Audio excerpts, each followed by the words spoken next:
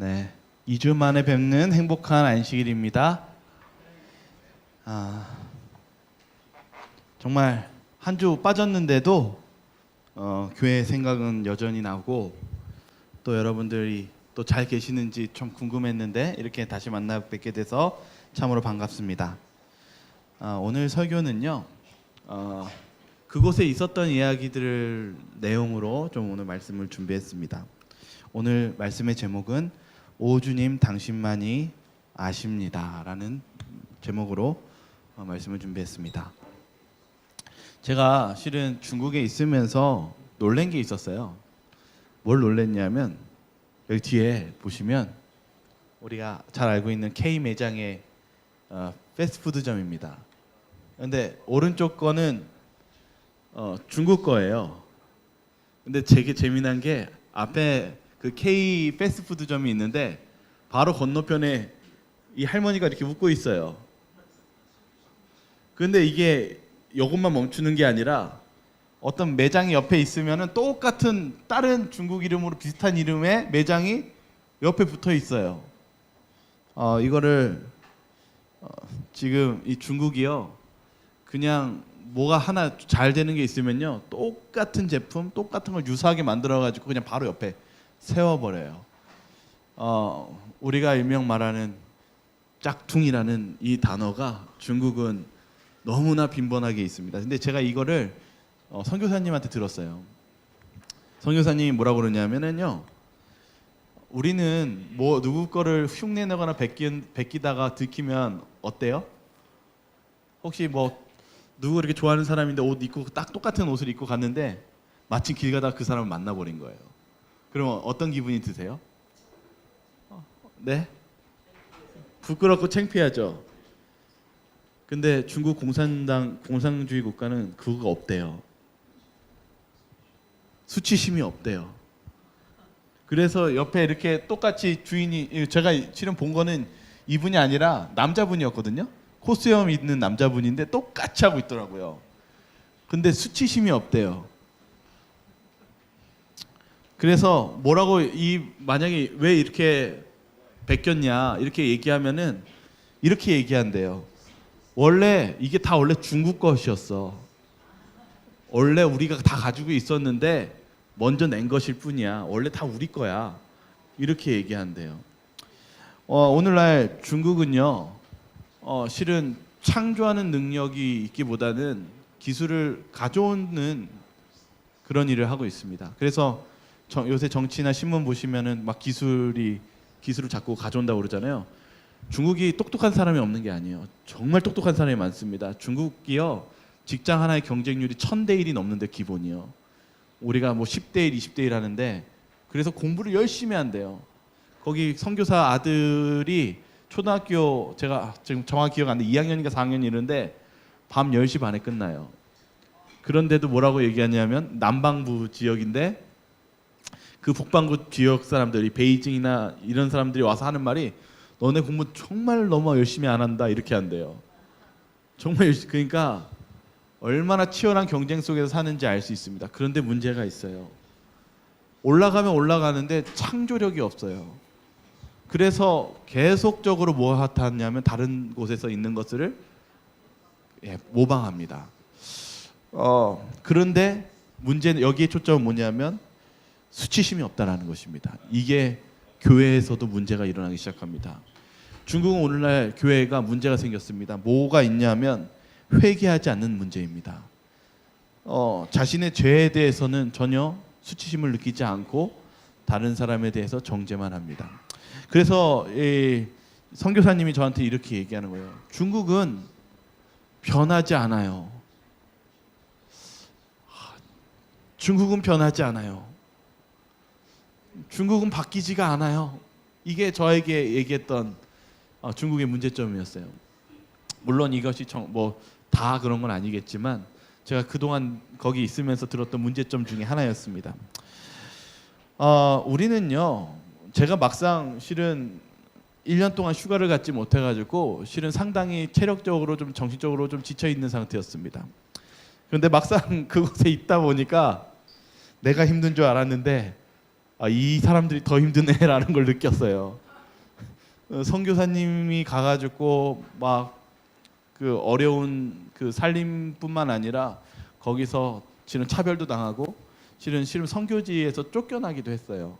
방해도 받았고 실은 이야기를 들으면서 야, 내가 뭐 위로 받으려고 온 게 아니, 내가 위로를 받아야 되는 게 아니라 내가 오히려 위로를 해줘야 되는 거구나. 그러면서 오면서 제 마음속에 어떤 생각이 들었냐면 이 불뱀에 있었던 이 출애굽 사건이 생각이 났습니다. 이 성경에 뭐라고 적힌지 한번 볼까요? 민수기 21장 6절입니다. 여호와께서 같이 읽겠습니다. 시작. 여호와께서 불뱀들을 백성 중에 보내어 백성을 물게 하심으로 이스라엘 백성 중에 죽은 자가 많은지라. 여러분, 우리가 출애굽했었을 때 출애굽해서 가나안 땅에 갔던 사람들이 누구였습니까? 출애굽했었을 때 이스라엘 백성들이 누가 가나안 땅을 밟았어요? 네? 갈렙과 여호수아. 그리고 실은 그 1세대들에선 유일하게 갈렙과 여호수아만 갔고 나머지는 누가 갔습니까? 2세대들이 갔어요. 제가 이 말씀이 왜 생각이 났냐면 참 사람은 쉽게 변하지 않는구나. 실은 여기서 그들이 여기 불뱀을 만나서 하나님을 거역했을 때 실은 불뱀에 의해서 실은 거의 모든 사람이 죽었습니다. 1세대 때. 그 성경은 뭐라고 기록하냐면 이스라엘 백성 중에 죽은 자가 어떻게 됐다고요? 많은지라. 여러분, 이때 거의 대부분 죽었어요. 불뱀에 물려서요. 우리는 왜 이렇게 변화하기가 쉽지 않을까요? 그리고 왜 변화하지 못하는 것일까요? 여기 부조와 선지자는 이렇게 기록하고 있습니다. 바라봄에는 믿음이 수반되어야 함을 알았다. 만일 거룩한 치유자이신 하나님께 대한 믿음을 활용하지 않는다면 그 형상을 바라보고도 치유함을 받지 못할 수 있었다. 이때 당시에 살았던 불뱀에 물렸던 사람들이 무엇이 필요했다고 기록하고 있습니까? 네, 바라보는 믿음이 없었다면은 살 수 없었을 것이라고 이야기합니다. 실은 저는 중국과 캐나다를 제가 실은 목사님들을 만나면서 위로받고 실은 쉬려고 갔습니다. 근데 막상 가니까 저한테 설교를 맡기더라고요.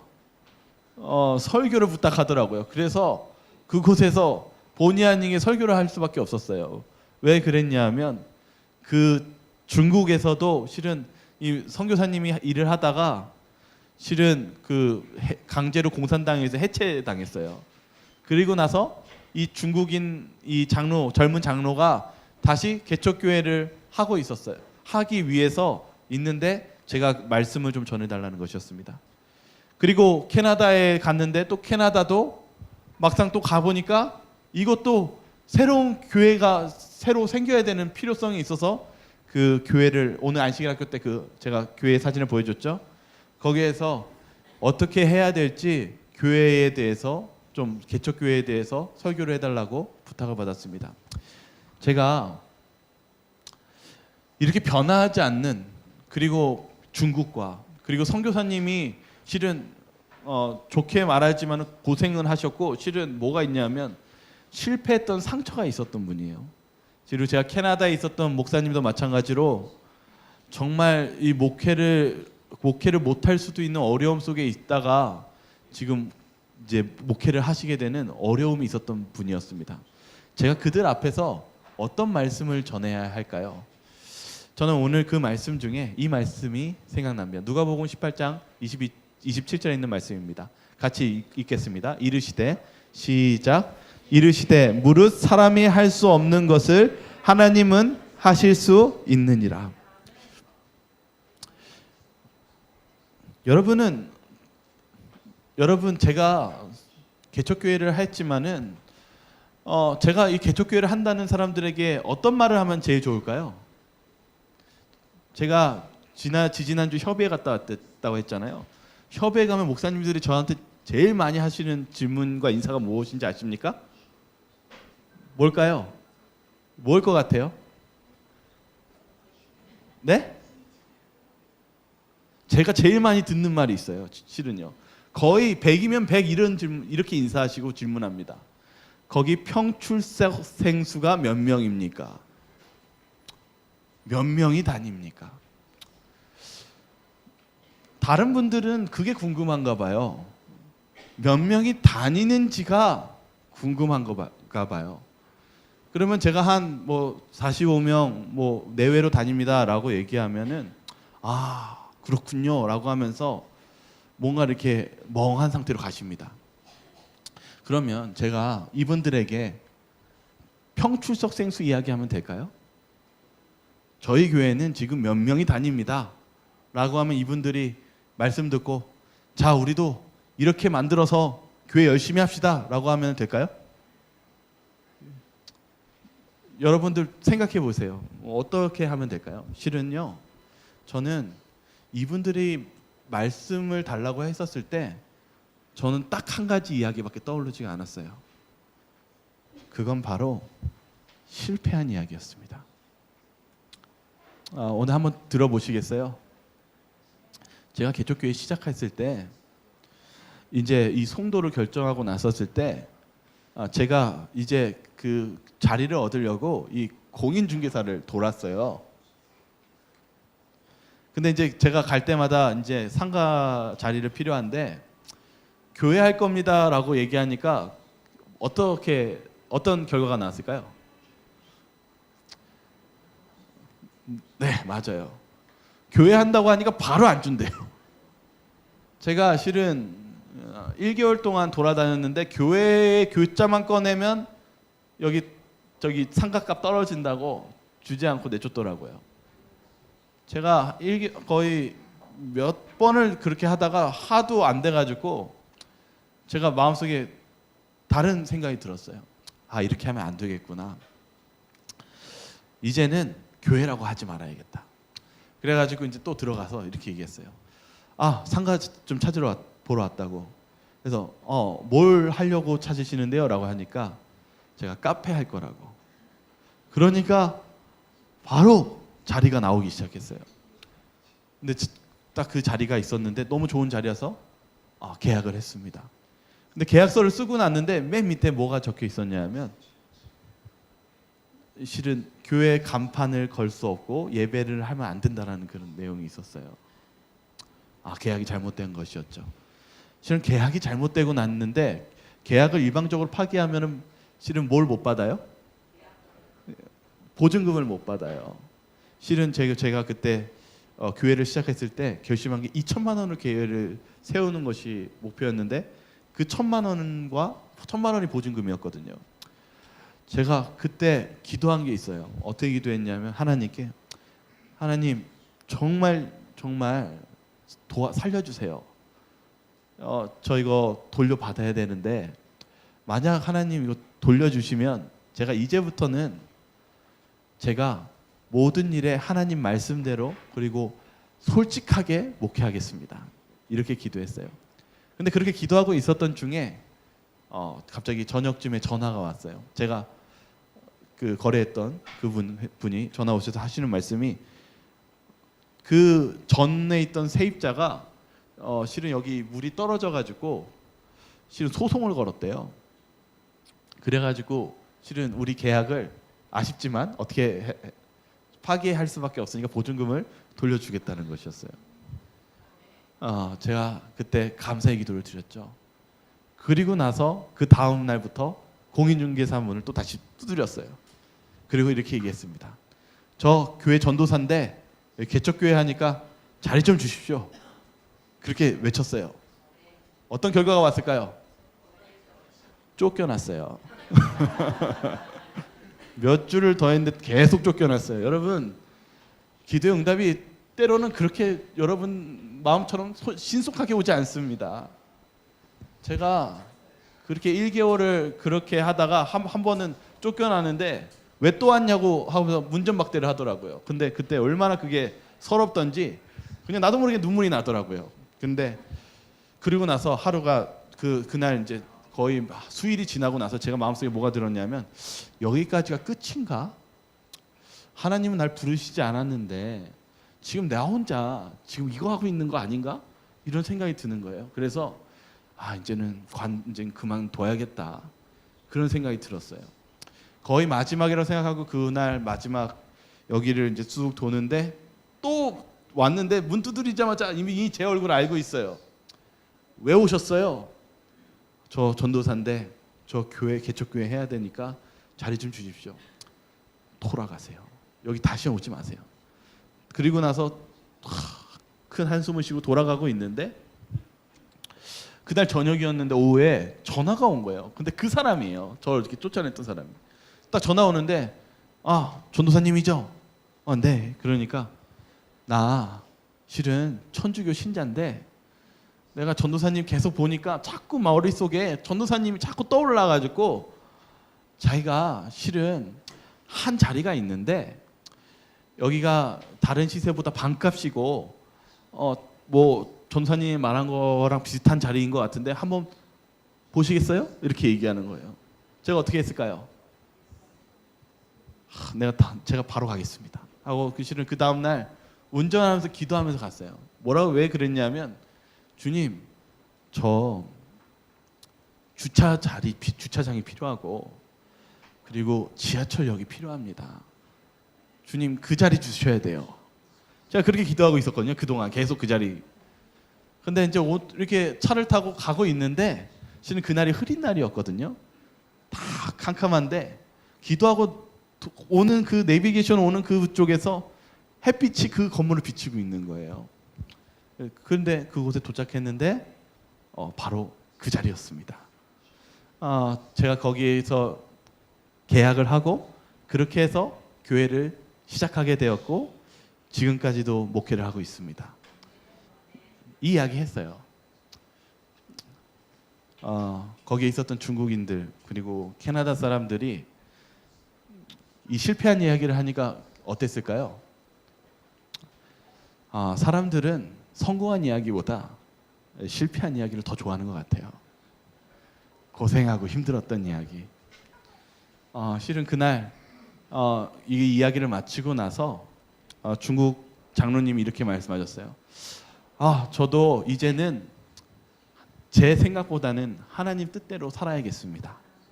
이렇게 말씀해 주셨고 또 캐나다에 있었던 그 필리핀 목회자였거든요. 그 목사님이 뭐라고 얘기하냐면 저희도 이제는 교회를 세우는데 하나님 말씀대로 한번 해보겠습니다. 그 응답을 들었습니다. 여러분, 제가 왜 이 이야기를 하냐면은요, 이유가 있었어요. 제가 실은 제가 청년 전도사일 때 제가 좋아하는 노래가 있었어요. 좋아하는 노래 중에 하나가 있었어요. 어떤 노래였냐면 이 노래였어요. 여러분 아시겠죠? 이 노래죠. 갈릴리 호숫가에서 주님은 시몬에게 물으셨네. 사랑하는 시몬아, 넌 날 사랑하느냐? 그 다음에 뭘까요? 네? 오 주님, 당신만이 아십니다. 이 노래 부르면 제가 하는 다음 레퍼토리가 있어요. 이제 거기 교회 청년들이 있으면 갈릴리 호숫가에서 주님은 누구에게? 이제 사람을 정합니다. 뭐 제 이름을 하면 항민에게 물으셨네. 사랑하는 항민아, 넌 날 사랑하느냐? 오 주님, 당신만이 아십니다. 여러분, 제가 자주 불렀던 이 노래의 핵심은 바로 마지막입니다. 베드로는 예수님이 3번 질문하실 때 이렇게 얘기했어요. 오 주님, 당신만이 아십니다. 마태복음 26장 31절과 33절에 예수님이 이렇게 말씀하셨죠. 제자들에게. 오늘 밤 너희가 다 나를 버리리라. 그런데 그리고 나서 이 연장적으로 이야기하십니다. 뭐라고 얘기하냐면 32절에 이렇게 얘기합니다. 그러나 내가 살아난 후에 너희보다 먼저 갈릴리로 가리라. 뭘 얘기했어요? 오늘 밤 너희가 다 나를 어떻게 한다고요? 배신하고 버리리라. 그러나 라고 반대적인 의미를 줍니다. 그러나 무슨 사건이 있어야 된다고 얘기해요? 내가 살아난 후에 무슨 사건이 있어요? 오늘 아까 저희 무슨 노래 불렀어요? 갈릴리 호숫가에서 주님은 누구에게? 시몬에게 물으셨네. 이 사건이 그러나입니다. 다 배반한다라고 얘기했었을 때 예수님은 그러나라고 얘기하시면서 갈릴리에 중대한 사건이 필요하다고 얘기하십니다. 그런데 베드로가 이 말이 마치자마자 이렇게 얘기합니다. 베드로가 대답하여 이르되 모두 주를 버릴지라도 나는 결코 버리지 않겠나이다. 여러분 지금 베드로가 뭐라고 얘기해요? 주님, 전 달라요. 주님, 다른 사람은 그렇게 얘기해도 저한텐 그렇게 말하면 섭섭하지요 라고 얘기합니다. 여기 시대의소망 508페이지 이렇게 적혀 있어요. 여기 한번 같이 한번 읽어볼까요? 도마는 시작. 도마는 그리스도께서 로마 군인들에게 입으신 상처에 그의 손가락을 넣어보기 전에는 믿으려고 하지 않았다. 베드로는 예수께서 천대받으시고 거절당하실 때에 그를 부인하였었다. 이와 같이 쓰라린 기억들이 또렷하게 그들의 뇌리에 되살아났다. 그들은 예수와 함께 있으면서도 그를 알지 못하였고 옳게 평가하지도 못하였다. 도마도 베드로도 예수님과 함께 있었지만 우리가 예수님 믿는다고 말하지만은 베드로도 도마도 실은 제대로 준비되어 있거나 무언가 변화시킬 수 있는 그런 제대로 된 준비가 되어 있지 않았다고 기록하고 있습니다. 오늘 왜 이 이야기를 하냐면 요한복음 21장 3절에 예수님이 돌아가시고 나서 시몬 베드로가 어디로 갑니까? 어디로 가요? 네, 예수님 베드로가 이래요. 나 다시 갈릴리 바닷가 가서 못 하겠다? 내가 물고기 잡으러 가겠다. 그런데 제자들도 따라갔어요. 근데 그날 밤 그 전문가였던 베드로가 물고기를 잘 잡았어요? 못 잡았어요? 네, 성경은 이렇게 기록합니다. 한번 같이 한번 읽어보겠습니다. 시몬 베드로가 시작. 시몬 베드로가 배에 올랐으나 그날 밤에 아무것도 잡지 못하였더니. 여러분 지금 베드로가 성공했어요? 실패했어요? 실패했어요. 아주 비참합니다. 예수님 돌아가신 것도 슬픈데 자기가 잘한다고 했던 전공이었던 물고기마저도 못하고 있어요? 실패하고 있어요. 그때 저기 멀리서 이런 음성이 들려옵니다. 그물을 배 오른편에 던지라. 그리하면 잡으리라 하시니. 멀리서 한 음성이 들려옵니다. 그물을 오른편에 던지라. 그러면 물고기를 어떻게 하겠다고요? 잡겠다고요. 거기에 베드로가 순종하여 그물을 던집니다. 뭐라고 적혀 있습니까? 물고기가 많아 그물을 들 수 없더라. 여러분, 우리에게 있어서 우리는 내 생각과 내 방법대로 뭔가 시도를 많이 합니다. 베드로가 그랬어요. 그런데 물고기를 막상 잡으려고 하니까 성공이었어요? 실패였습니까? 실패였습니다. 그런데 예수님의 음성이 들려옵니다. 그물을 오른편에 던지라. 그러자 그물이 어떻게 됐어요? 끊어질 것 같이 많은 물고기가 잡혔다는 것입니다. 여기에 그 다음입니다. 우리 같이 한번 읽어보겠습니다. 예수께서 시작. 예수께서 사랑하시는 그 제자가 베드로에게 이르되 주님이시라 하니 시몬 베드로가 벗고 있다가 주님이라 하는 말을 듣고 겉옷을 두른 후에 바다로 뛰어내리더라. 여러분, 베드로가요 딱 그물에 잡히는 그 물고기의 딱 느낌을 느끼고 나서 누구인 줄 알았어요? 누구인 줄 알았다고요? 바로 멀리 있었지만은 그분이 예수님인 줄 알고 그가 급하게 그물을 던져버리고 누구에게 달려갑니까? 예수님께 너무나 기뻐서 달려갑니다. 여러분 우리 잊지 마셔야 될 게 있어요. 마가복음 1장 17절에 이미 그 전에 예수님께서 이 이적을 보여주셨을 때 예수님이 베드로에게 제자들에게 하신 말씀이 있어요. 무슨 말씀인지 볼까요? 같이 읽겠습니다. 예수께서 시작. 예수께서 이르시되 나를 따라오라. 내가 너희를 사람을 낚는 어부가 되게 하리라. 예수님이 우리에게 누가 되게 하시겠다고 말씀하셨습니까? 사람 낚는 어부가 되게 하시겠다. 여러분, 제가 실은 이 중국이나 거기 캐나다에서 제가 말씀을 전할 때 좋은 거 이렇게 하십시오, 저렇게 하십시오, 이 방법대로 하면 교회가 성장합니다. 실은 그것은 우리가 전해야 될 메시지가 아닙니다. 우리가 사람을 낚는 어부가 되기 위해서는 누구를 따라야 합니까? 오직 예수 그리스도께 따를 때 우리에게 승리와 하나님의 축복이 있다는 것을 잊지 마시기를 바라겠습니다. 그런데 이제 여기서 그 다음 이야기가 시작돼요. 예수님께서 제자들을 먹이시고 나서 아주 베드로에게 가슴 아픈 이야기를 하기 시작합니다. 같이 한번 읽어보겠습니다. 제가 좀 많이 줄였어요. 내가 같이 읽겠습니다. 시작. 내가 나를 사랑하느냐 하심으로 베드로가 근심하여 이르되 주님, 모든 것을 아시오매 내가 주님을 사랑하는 줄을 주님께서 아시나이다. 이거 실은 지난번에 설교 때 설명드렸어요.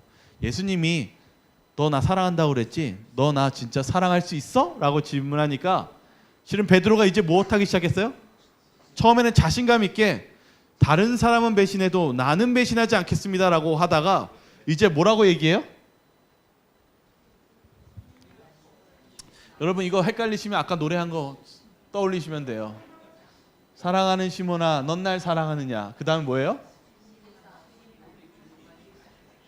오 주님, 당신만이 아십니다. 베드로가 이제는 자기를 부인하기 시작해요. 이제는 나를 사랑하는 것은 누가 아신다고 고백합니까? 주님만이 아신다고 고백해요. 여기 주석을 보겠습니다. 베드로는 선생에 대한 자신의 사랑을 다른 사람들이 의심하도록 만든 사람이 바로 자신이었음을 깨달았다. 이제 자기가 사기꾼이라는 걸 알았어요. 자기가 다른 사람들까지도 힘들게 하고 오해시켰다는 것을 깨달았어요. 베드로는 그의 생애에 가장 깊은 비밀도 있는 모든 눈을 가진 분께 호소했다. 이제는 알았어요. 이제는 누가 나를 잘할 수 있다는 걸 깨달았어요. 실은 자기 자신도 내가 예수님 사랑하는 줄 알았는데 알고 보니까 자기가 어떤 사람이었어요. 예수님을 어떻게 했어요? 3번 부인하고 3번 저주하지 않았습니까? 자기 자신조차도 자기를 못 믿는 자인 것을 베드로는 깨닫고 나서 고백합니다. 이제 나의 은밀한 것까지 다 아시는 누구만이 나를 잘 아시는 분이에요? 예수님만이 나를 잘 아시는 분이라는 걸 깨달았습니다. 그는 이제 양떼를 맡을 수 있게 되었다. 제가 뒤에 생각했는데 예수님이 그 다음에 뭐라고 했냐면 내 양을 먹이라, 내 양을 치라. 여러분, 교회는요, 그리고 신앙은 언제 교회를 세우고 교회를 몰 수 있냐 하면 어떻게 하면 몰 수 있을까요? 예수님이 지금 이제 베드로에게 이제 답을 가르쳐 주신 거예요. 능력입니까? 말 잘하는 연설입니까? 아니면 뭐 잘생긴 얼굴입니까? 아닙니다. 베드로가 자기 자신을 부인하고 모든 것이 하나님이 다 잘하시고 그분이 모든 것을 하실 수 있다는 것을 의지할 때 예수님이 이제 얘기하십니다. 그래, 이제 됐다. 이제 양을 먹이고 교회의 교인들을 돌보라. 그러면 물고기가 잡힐 것이다. 이렇게 말씀하셨다는 사실입니다.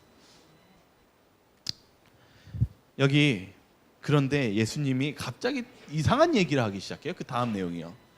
그 다음 내용이 무엇인지 아십니까? 우리 같이 한번 읽어볼까요? 누가복음 9장 23절입니다. 아무든지 죄송합니다. 그 다음 얘기인데 누가복음 9장 23절을 먼저 읽겠습니다. 아무든지 시작. 아무든지 나를 따라 오려거든 자기를 부인하고 날마다 제 십자가를 지고 나를 따를 것이니라. 예수님은 우리에게 뭐라고 말씀하셨냐면 나를 따르려면 무엇하라고 그랬어요? 자기를 부인하고 라고 말씀하셨습니다. 이게 무엇이냐면요, 이 시대의 소망은 이 부분을 좀 더 구체적으로 설명해 주고 있어요. 제자들에게 있어서 그 말씀은 비록 희미하게밖에는 이해되지 않았지만 가장 치욕적인 수욕, 곧 그리스도를 위하여 죽기까지 그들이 복종해야 할 것을 지적하신 것이었다. 이 말씀보다 더 완전한 자아 포기를 묘사한 말씀은 있을 수 없었다. 예수님이요, 자기를 부인하라는 말이 무엇과 연관시켰어요? 예수님이 십자가를 지신 것처럼 자신을 어떻게 하라고요? 어디까지 자기를 굴복시키라고요? 죽기까지 굴복시키라는 것이 자기 부인이었다는 사실입니다. 오늘 여기 베드로가 지금 무엇 한 거예요? 베드로가 지금 무엇 하겠어요? 내가 나를 사랑하느냐? 베드로가 이릅니다. 내가 주님을 사랑하는 것은 주님을 사랑하는 것은 누구만이 아실 수 있어요? 네, 이제 자기 부인했어요. 아까 그 전에는 베드로가 자기의 뭐가 있었어요? 내가 예수님보다 잘한다고 생각했어요. 자기를 부인합니다. 어디까지 부인했냐면 십자가까지 부인했습니다. 여러분, 베드로가 아주 유력한 전승에 의하면은 베드로가 어떻게 죽었어요? 십자가에 달려 죽는데 이 이야기 여러분들 잘 아시죠? 실은 베드로가 로마의 교회에 있다가 로마에 핍박하고 잡으러 왔다는 소식을 듣고 로마를 피신합니다. 하루는 꿈을 꾸는데 예수님께서 십자가를 지시고 로마로 가시고 계시는 거예요. 그래서 베드로가 울면서 얘기합니다. 예수님, 왜 또 십자가를 지세요? 그러니까 예수님이 말씀하십니다. 네가 로마에 가서 십자가를 안 지니 내가 다시 가서 십자가에 달려 죽겠다. 베드로가 그 꿈에서 깨어나서 펑펑 울면서 다시 로마로 갑니다. 로마에 가서 이 십자가에 매달려 죽는데 이렇게 얘기합니다. 나는 예수님과 같이 똑같이 십자가에 매어 죽을 수 없습니다. 저는 거꾸로 매달아 주십시오. 그리고 베드로가 자신을 주님께 드립니다. 그 다음 내용은 오늘 제가 드리고 싶은 질문은 이것입니다. 우리는 얼마나 주님을 의지하고 계십니까? 저와 여러분들은 얼마나 주님을 의지하고 계십니까? 이 하나를 하고 좀 마치도록 하겠습니다. 요한복음 21장 18절에 예수님이 갑자기 또 다른 대답을 하십니다. 어떤 대답이었냐면 이 대답이었습니다. 우리 같이 한번 읽어보겠습니다. 내가 진실로 진실로 내게 이르노니 내가 젊어서는 스스로 띠띠고 원하는 곳으로 다녔거니와 늙어서는 내 팔을 벌리니 남이 내게 띠띠우고 원하지 아니하는 곳으로 데려가리라. 여러분들은 이 말씀 보시면서 예수님이 베드로에게 예언해 준 걸로만 아시고 계시죠? 근데 여러분, 이게 한 장에 있었던 똑같은 내용이에요. 사랑하는 시몬아, 넌 날 사랑하느냐? 베드로가 얘기합니다. 오 주님, 당신만이 아십니다. 그러자 이제 내 양을 먹이라. 그러면 된다. 이제 됐다.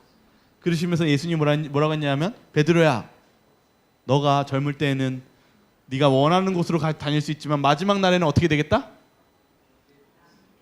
네? 어떻게 되겠다요?